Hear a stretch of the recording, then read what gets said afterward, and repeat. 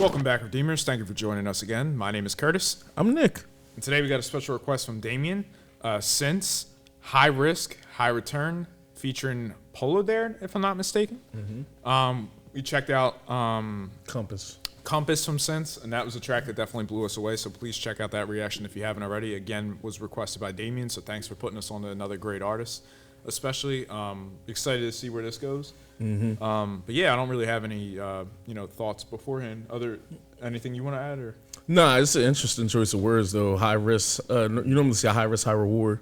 But high risk, high return is just kind of like, Yeah, definitely. What you risking? What you getting back? Ironically, and I'm not sure the timing of this in relation to Compass or anything, but there was some bars in there that kind of tied into that aspect as well. As far as going for your dreams, so I'm curious if that ties in at all. But. I might assume this was newer unless Compass was brand new, because Compass was newer. Okay, so this was 4 months ago. Compass was 3 months ago. So all this is relatively all brand new comebacks. Possible album or something like that. Because it does feel like at least cohesive, but then again, it's a universal theme of kind of going for your dreams. So come on, we're a different channel than that now. Definitely. So let's Let me fact check that for you. Let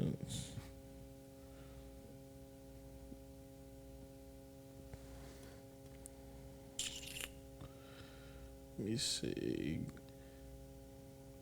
Probably EPs, because I already see it right here on the EP. Because I was about to say the album that she has, I have that album. I think it's called Sin 16.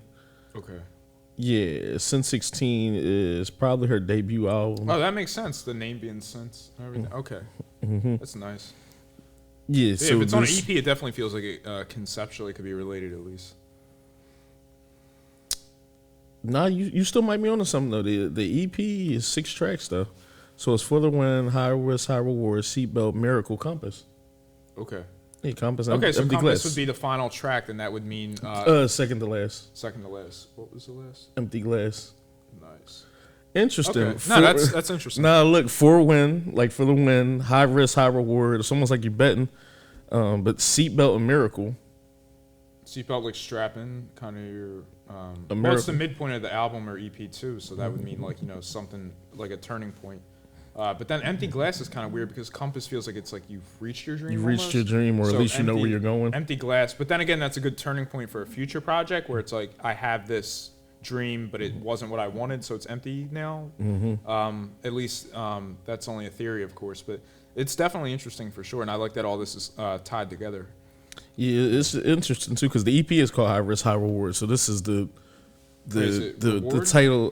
I'm sorry, High Risk, High Return. Okay, no, I was is the title track of the CD of the EP is also the EP's name is always interesting. It has the star next to it, so this might be since we said this is newer, this might be one of the big tracks. Some of it.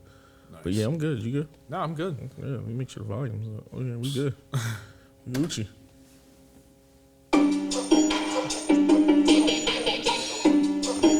We got to strap in. Right back.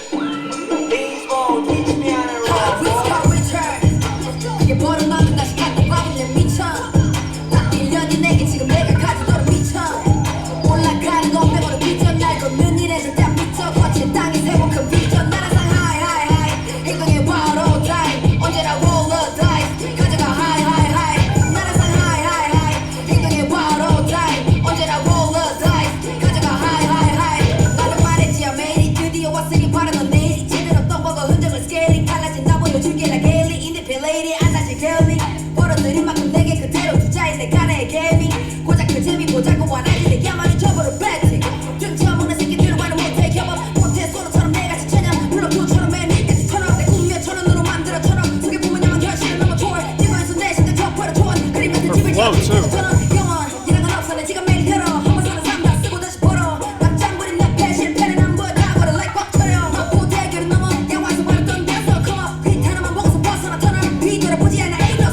She fucking this flow up. Bro, I love her flow.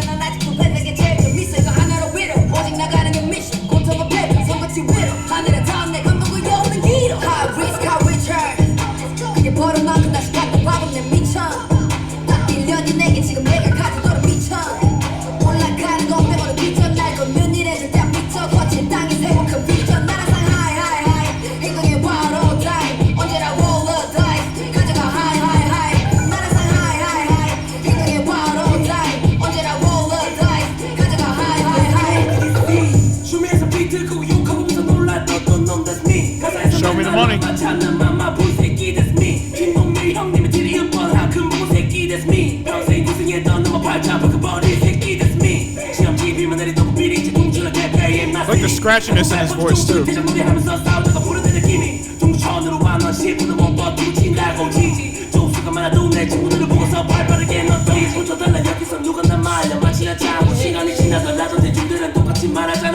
Dormammu! Woo! That was a bar. Woo! He fucked that up. I ain't never changed what you did. You're talking that shit. He fucked that feature up.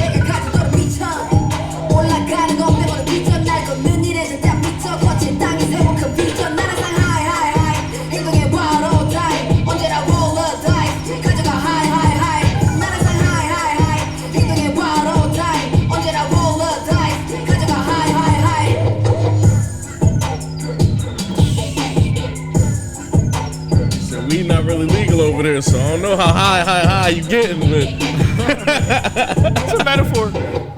allegedly. Allegedly. Nah, they slid on here.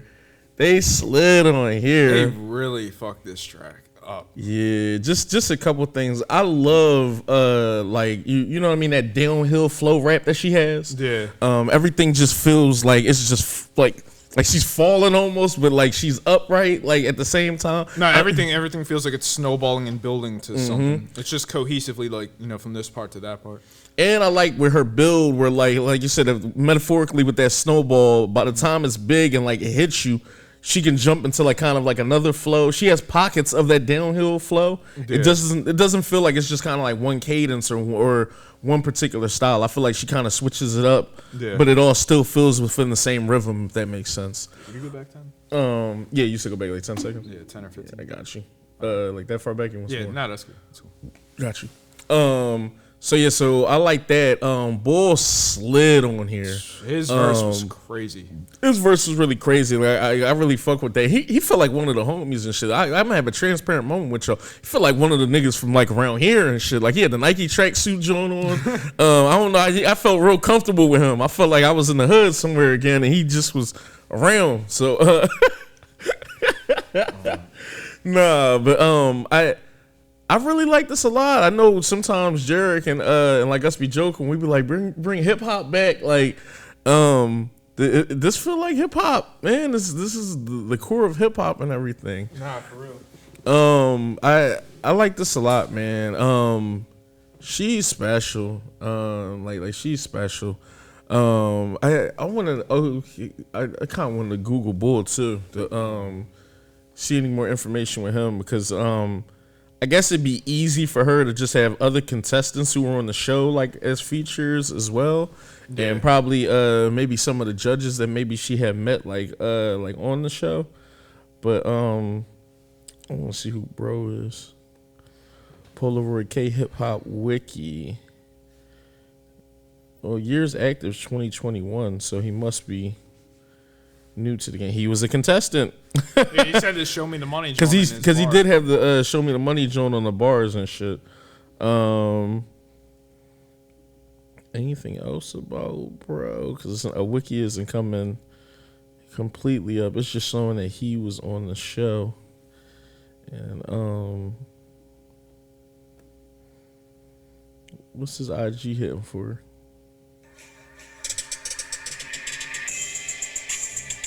Okay, so he got some. Yeah, okay. Looks like he's still dropping shit on on real life.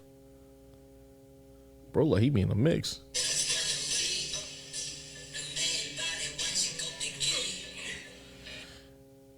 Yeah, nah, bro got the Pooh Shiesty on there. It look like the goons of soul. Like the soul survivors. Pun intended. Yeah, nah, this is.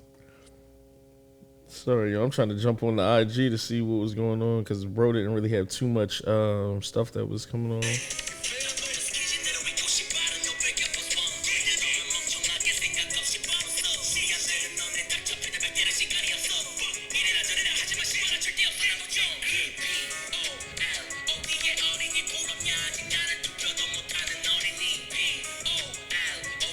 He went crazy on this too.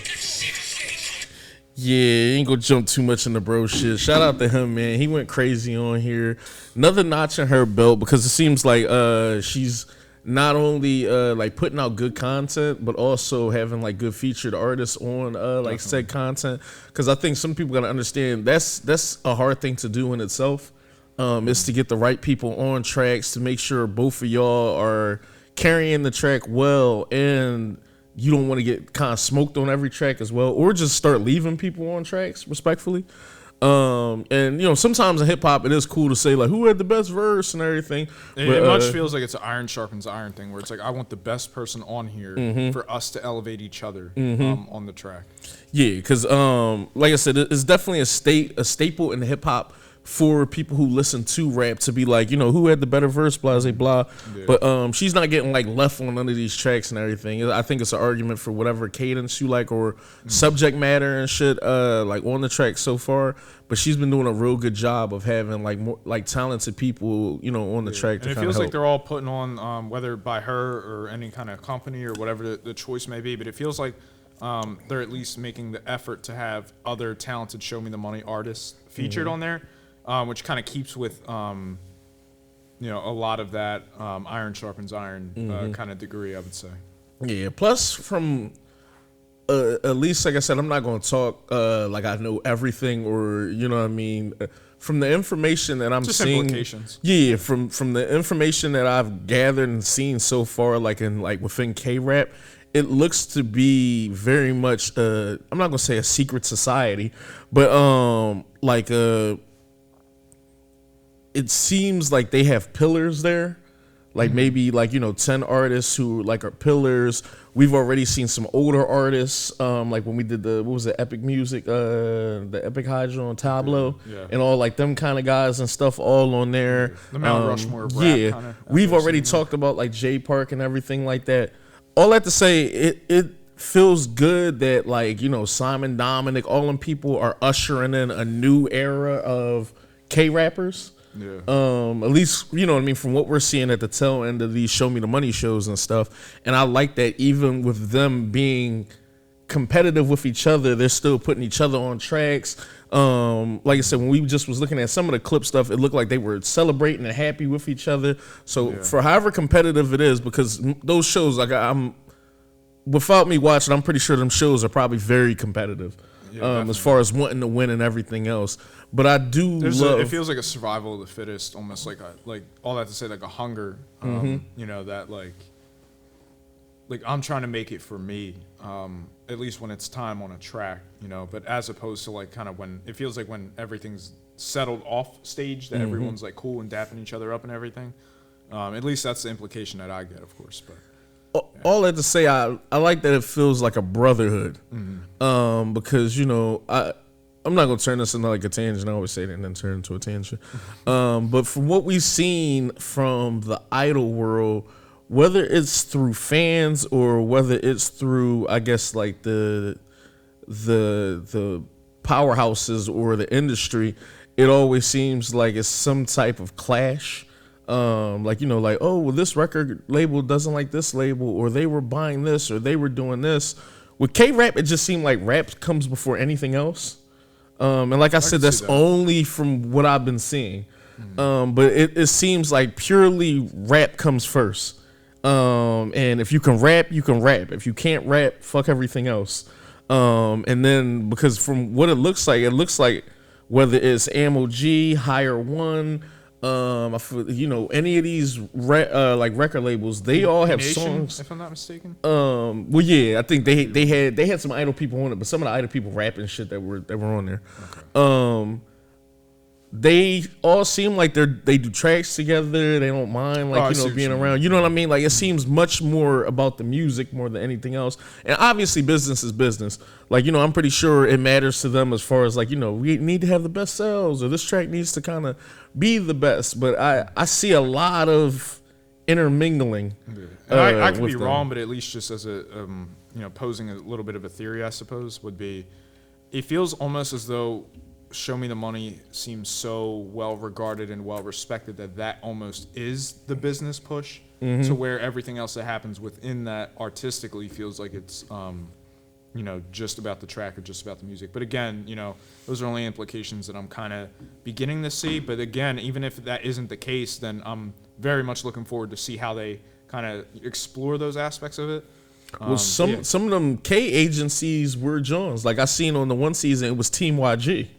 Oh, interesting. Which had like BI and them on the team. So I'm not sure, you know what I mean, if I doubt this is a thing, but like Team JYP or Team SM, like, you know what I mean, if they were on for a series or something like that. But it seems like some of the labels, it looks like has teams, and then it looks like on some of the times that they didn't quote unquote have teams, it looked like they had like, see what I mean, like Team YG, Team Brand New, like Team Ellie. If you go to 4, Team YG, Tabla. Okay.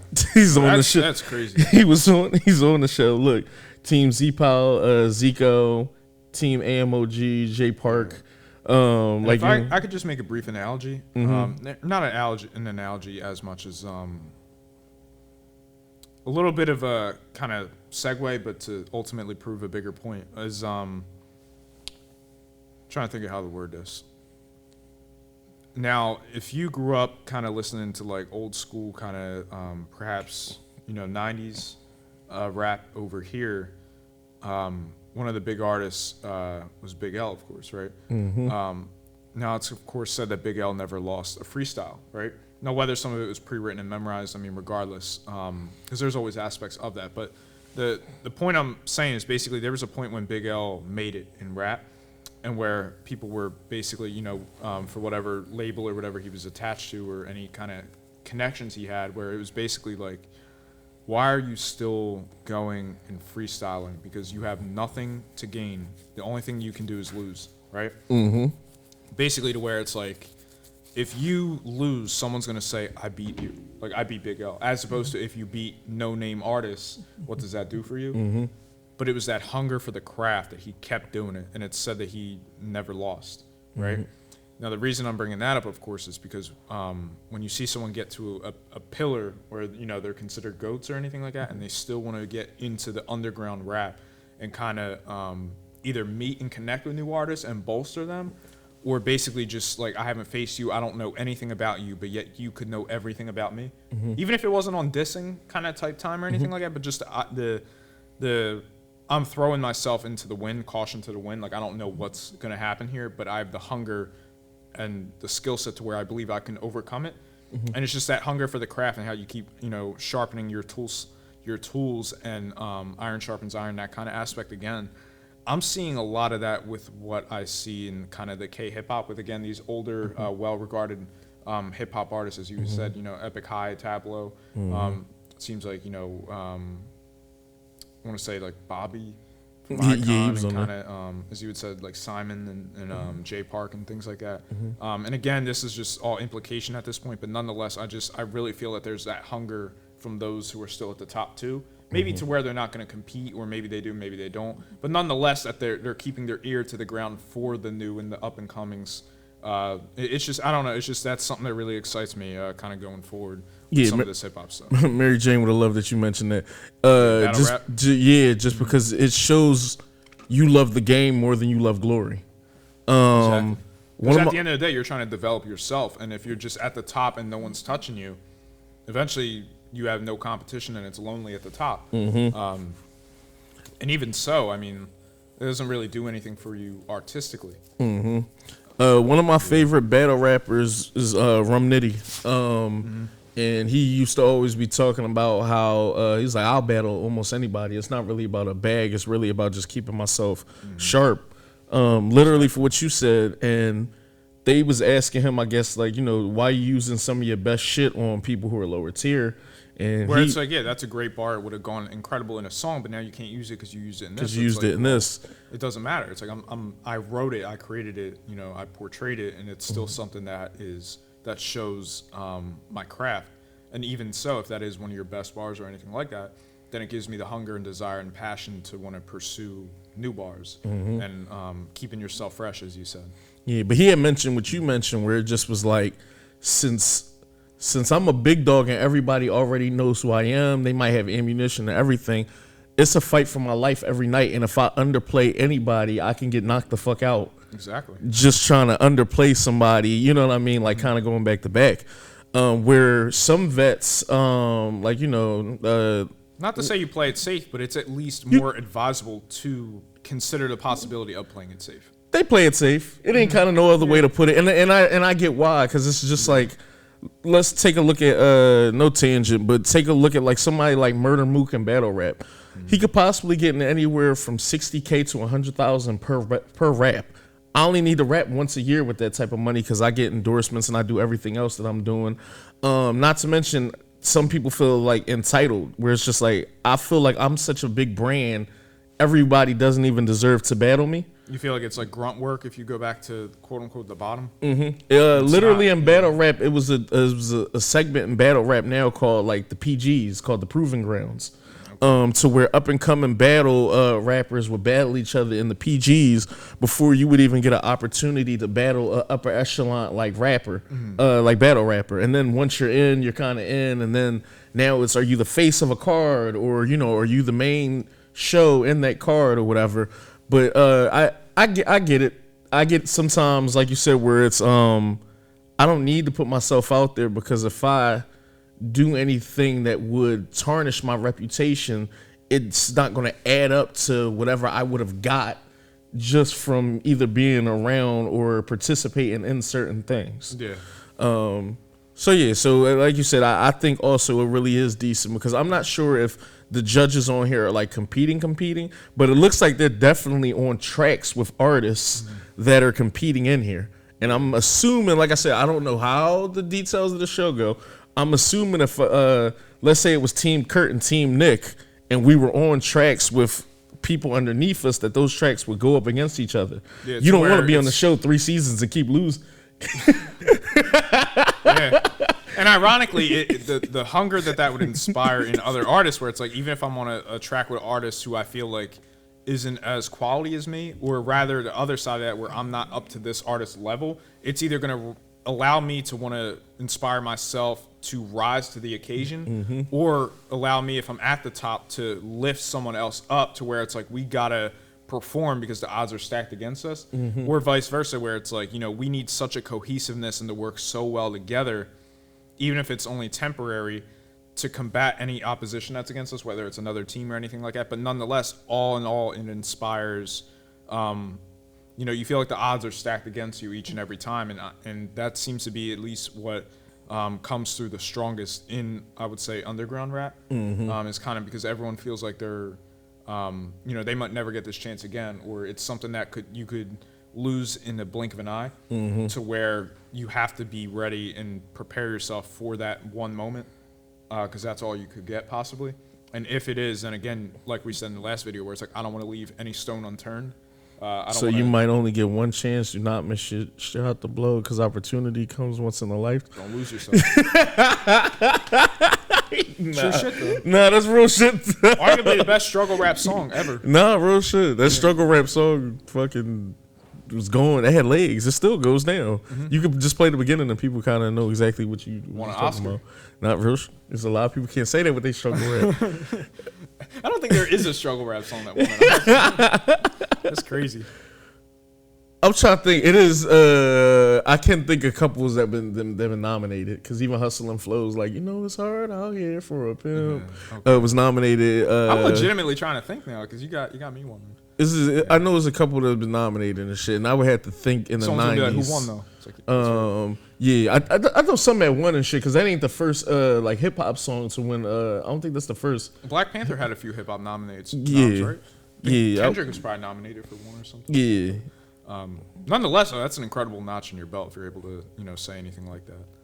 Especially in that time too. Yeah. But yeah, it's just it goes to show, nonetheless. But basically, I didn't want to step on your point. You good? Yeah, no, I'm not. My point was just almost doubling down on what you was talking about, as far as not like wanting to step in and everything. And then the main point just was I like the whole not the whole voice approach. Which, kind of having teams and just kind of. Yeah. Well, let me rephrase it. I guess first off, I definitely want to see more of the show before I speak on like what the format is of the show. But from what I'm seeing, I definitely have a lot more respect for some of the older artists, regardless of anything. Just for giving the young boys a spotlight and an opportunity to kind of show their talents to the world, and also actively keeping K hip hop like alive. Yeah. Because some artists over here, and I'm gonna let you get your shit off. No, you're good. Don't give a fuck about the craft or the industry. Once they made their money, or as long as they're successful, that's cool. But they don't really care about what else is going on, like in hip hop. So for K hip hop to, I'm not gonna say have gatekeepers, but and sometimes having gatekeepers is cool. When the gatekeepers are doing the right things with whatever said thing is going on. But for them to still actively be cultivating like the industry still churning out new artists, for the old artists to still be in the mix and doing great quality work, like it just bodes well for that entire industry and that entire thing they got going on. And that was my point. And imagine what that could mean for potential, up and coming artists, where it's like, those goated artists, like I could potentially either be seen by them, get to know them, be on a track with them. Like just imagine like what that would mean for any artist, as opposed to if no one's there and kind of has that goated veteran level status, you might not have as much incentive to want to pursue those things. Or rather, if you think that this is your ceiling, that might unlock a whole new ceiling for you that you never knew that you had, and therefore kind of push the art and the craft itself beyond what you or anyone else kind of expected, which is how hip hop or music in general keeps growing and evolving, is kind of breaking those barriers. Nonetheless, that's something I did see in this track as well. And honestly, just this whole concept for what seems like an EP in general. I don't want to say necessarily like a rags to riches kind of story or anything like that, but just believing in yourself and trying to kind of overcome these barriers to ultimately reach that dream. At least, from what we're seeing, and I'm only speaking, of course, from having seen Compass. So how this ties into that is definitely giving me more clarity on what that EP could be. But just to briefly touch on what Polodared Yeah, I think it's had Polodared. done. His feature on this track was incredible. I loved his flow switches. I loved his bars. I loved the energy he came on with. I loved the scratchiness in his voice. It makes it a very distinct voice, which is a big thing in marketability. Just as a side note to that, that bar that he had about Dormammu, that was a crazy bar for sure. And just to touch, it didn't necessarily feel like anyone overtook anyone on the track necessarily. And I know that's a common thing over here, at least, or just growing up with that mentality in inner city kind of environments where it's like, who had the best verse or anything like that. But I like that what it seems is that they both so strongly believe in this concept that they're feeding off of each other and telling a story, as opposed to just simply trying to overtake anyone. And that's something that I really love and respect too, because it's like those verses go together cohesively and tell a much grander story. And that's something that I would say is also true with Compass as well. But as far as like her verses on this and everything, I definitely loved her approach, that downhill kind of snowball effect. Like it felt like everything was building, and then switch a lane just for like another kind of snowball to build. It's just like to be able to have that kind of kinetic energy with the story you're telling, whether it's sped up cadence, and then switching flows and everything like that. It didn't feel like you were just using syllable rhyme schemes and things of that nature to just to artistically flex. Like it felt like you were really like saying a lot of bars within that as well. And just the general idea that kind of like, like saying that I'm going to put in such a big bet, I'm going to essentially go all in. It comes back to that line in Compass almost, where it's like essentially it's almost like you got to drive yourself to the edge of the cliff, where it's like, this could be my fall, but it's also something that I believe, A, so strongly in myself that I'm going to succeed, and B, just even if I don't, I have to leave no stone unturned in my dreams, because otherwise I'm going to be looking back and feeling like I could have changed this or changed that. So essentially, if you're going to make it, you're going to make it on your own steam and believe in yourself. But at the same point, if you're not going to make it, then you're going to have done everything in your power to have made it, to where you essentially leave it all in the field. And I just thought that was really well portrayed both in this track and in Compass as well. But I just like kind of how that story is building within the EP as well. Yeah, I'm good, man. I like this a lot. I'm actually really happy that this request happened, just because sure. like I said, I'm a big Bo fan, and as soon as I found her, I definitely wanted to hear a lot more from her, and I'm glad that we're able to kind of hear stuff outside of the show. So like I feel like that's decent too. But yeah, jump in the comments, tell us how y'all felt about this. Give us more information on both artists. I really can't wait to see kind of how the comments are for this. Just because even with him, it was hard like trying to find information and stuff. So I'm pretty sure, especially for people who already watched the show, they probably know a lot more about Bro than we probably can even Google. Nah, for real. So yeah, jump in there. Give us some more information. Other than that, we love you guys. We're gonna holler at y'all. Love y'all. Take Peace. care.